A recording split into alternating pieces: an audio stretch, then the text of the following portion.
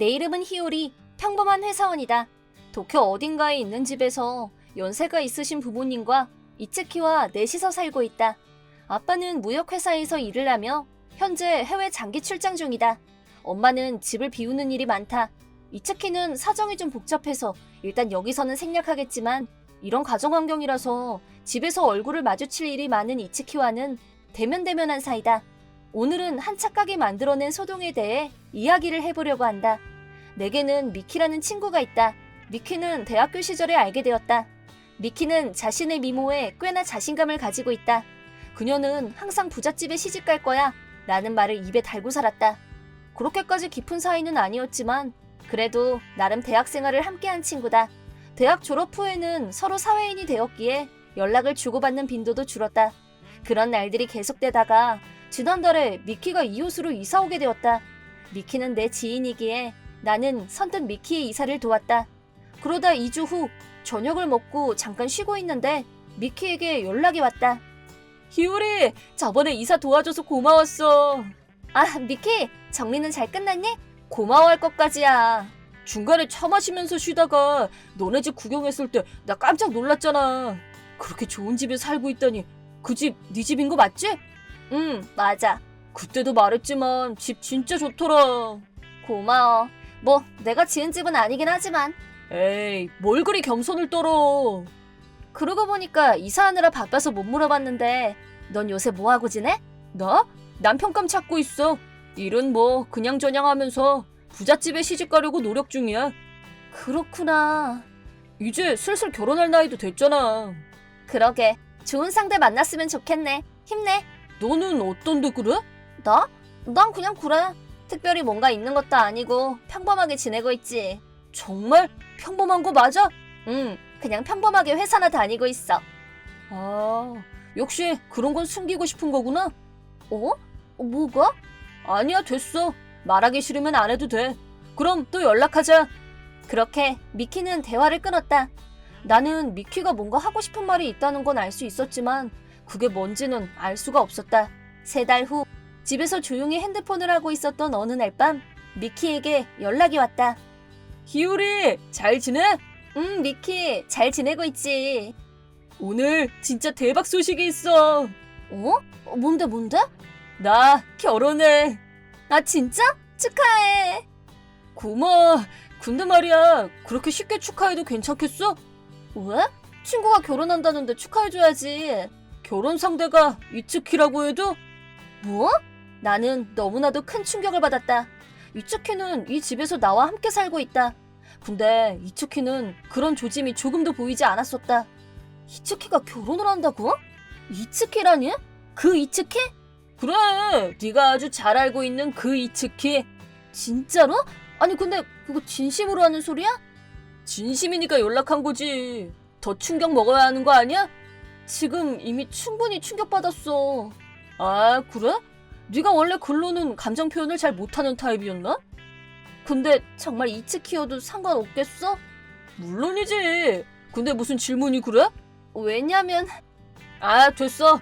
날 막아서고 싶은 마음은 잘 알겠지만 이츠키랑 나는 이미 예전부터 만나고 있었어. 뱃속에 이츠키 아기도 있다고. 뭐? 그거 진심이야? 이제 알겠지? 이미 다 늦었다 이 말이야. 그렇구나. 그래, 네가 좋다면 뭐. 그래, 이제야 이해해주네.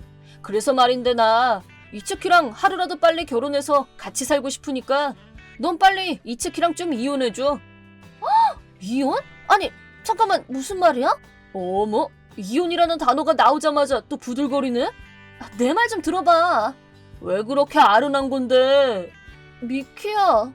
그럼 징징대는 얘기 듣기 싫으니까 이만 차단할게. 미키야, 잠깐만. 미키는 나를 차단해버리고 말았다. 너무 갑자기 일어난 일에 내 머리는 물음표로 가득했다. 그 후 미키는 이츠키와 결혼했다. 상견례도 없이 너무 당돌하게 결혼식을 하는 모습을 보고 나와 엄마는 어이가 없었다. 미키가 결혼한 지 2달. 슬슬 자려고 하던 찰나에 핸드폰이 울렸다. 상대는 나를 차단했던 미키였다. 야, 휴리, 너 대체 언제 집 나갈 생각인데? 뭐야? 나 차단한 거 아니었어? 어쩔 수 없잖아. 네가 그 집에서 안 나간 게 잘못이지. 이건 따질만 하다고. 뭐? 이제 이츠키의 아내는 나야. 아기도 태어날 거라서 빨리 그 큰 집에 살고 싶단 말이야. 네가 뻔뻔하게 계속 그 집에 눌러 사는 바람에 되레 이츠키가 쫓겨나게 됐잖아. 그래서 지금 내 집에서 살고 있다고. 네가 그 집에서 나가고 싶지 않은 마음은 백보양보해서 이해한다고 쳐도 진짜 비상식적인 거 알지? 빨리 나가라고. 갑자기 무슨 소리야? 나가, 나가, 나가! 나가, 나가, 나가! 나가, 나가, 나가, 나가, 나가라고! 미키가 미친 듯이 보내는 나가라는 메시지를 보고 소름이 돋았다. 미키는 언제부터 나를 이렇게 증오하게 된 걸까? 미키, 나랑 같이 살게 되는 게 그렇게 싫어? 뭐? 같이 산다니 뭔 소리래? 거기서 같이 살 수 있는 건 집주인이랑 배우자뿐이지. 즉, 나랑 이츠키뿐이야. 네가 눌러 살 수 있는 집이 아니라고. 나이를 그렇게 먹고도 아직 철이 안 들었냐? 머리가 달렸으면 생각을 좀 해. 그렇구나. 그렇게까지 말한다면 어쩔 수 없지. 알겠어. 나갈게. 그래. 처음부터 그랬어야지. 살 집도 알아봐야 되고 이사 준비도 있으니까 다음 달 중순까지는 기다려줄래? 뭐? 한 달이나 기다리라고? 요새 일이 바빠서 야근은 기본이고 주말에도 일하고 있거든. 보름 정도 지나면 괜찮아질 거니까 그러고 나서 바로 이사 가든가 할게. 계속 그렇게 버티는 것보다는 낫겠지. 그래, 알겠어. 그럼 최대한 빨리 움직여. 며칠 후 오후 2시에 겨우 짬이 나서 회사 휴게실에서 잠깐 쉬고 있었다. 휴게실에는 나 혼자밖에 없어서 엄마한테 전화를 했다. 아빠가 장기 출장을 마치고 곧 돌아올 거라서 엄마는 지금 집에서 짐 정리를 하고 있을 터이다. 여보세요? 딸, 일하는 거 아니었어? 지금 잠깐 쉬는 중이야. 벌써 2시잖아. 너무 무리하지 말고. 알겠어, 엄마. 할 얘기가 있는데 아빠 지금 옆에 있어? 아니, 거래처에서 연락이 왔다면서 바로 튀어나가던데? 아빠가 들으면 안 되는 얘기니? 이츠키 때문에. 내 대학교 때 친구랑 결혼했잖아. 맞지. 결혼 전에 인사조차 안 와서 얼마나 놀랐는지 몰라. 근데 미키가 우리 집에 살고 싶다나 봐. 그래? 근데 대신 나보고 나가라고 하더라고. 뭐? 무슨 생각으로 그런 말을 한대? 이츠키랑 같이 살 집에 언제까지 눌러 살 생각이냐던데? 말본새 좀 봐. 그건 그렇고 나 이츠키랑 별로 사이 안 좋잖아. 일이 이렇게 됐는데 아빠한테 어떻게 말을 해야 할지 도통 모르겠어서. 그러게. 네가 그렇게 생각할 만도 하겠다. 근데 미키 걔 진짜 태도가 좀 그렇다. 엄마가 한마디 해줄까? 아니야, 됐어. 괜히 고부 갈등만 생기게 하고 싶지는 않아.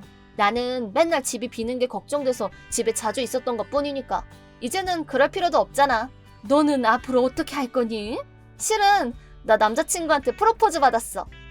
어머나! 엄마도 만난 적 있지? 고등학교 때부터 사귀어온 애야. 나도 당연히 승낙했어. 축하해. 이츠키나 너나 이제 다 결혼하는구나. 고마워. 그래서 남자친구한테 이사 얘기를 했더니 자기랑 같이 살자고 하더라고. 다음 달 중순 정도부터 같이 동거할까 생각 중이야. 잘 됐네. 그러면 엄마도 안심이야. 아빠한테는 방금 말했던 걸 얘기하고 나갈 생각이야. 근데 엄마한테는 미리 미키 얘기를 해둬야 될 것 같아서. 그렇구나. 알겠어. 미키는 내가 잘 봐둘게. 그니까 너는 안심하고 결혼 생활이나 잘하렴. 고마워, 엄마. 전화로 따뜻한 말을 던져주는 엄마의 목소리.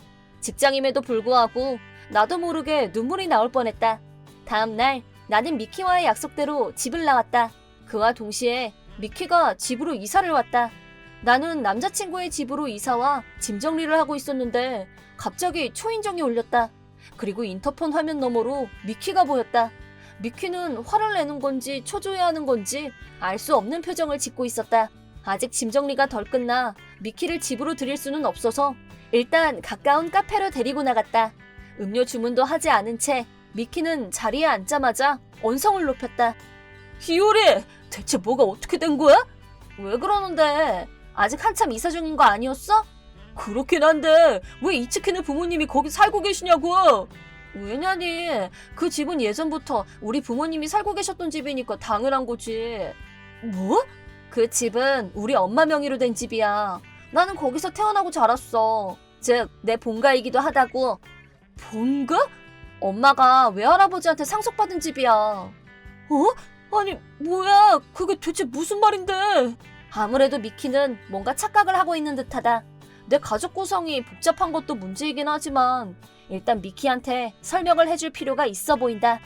우리 집 가족 구성이 좀 복잡하거든. 자세히 설명하자면 아빠는 원래 따로 부인이 있었는데 엄마랑 재혼한 거야. 그리고 그 둘 사이에서 태어난 게 나고. 뭐? 그럼 이츠키는 대릴 사위인 거야? 뭐? 이츠키는 너네 집에서 부모님이랑 같이 살고 있었다는 말이잖아. 미키, 너 설마 이츠키가 내 남편이라고 생각하고 있었던 거야? 네가 이혼했으니까 내가 이츠키랑 결혼할 수 있었던 거 아니야. 그런 게 아니라니까?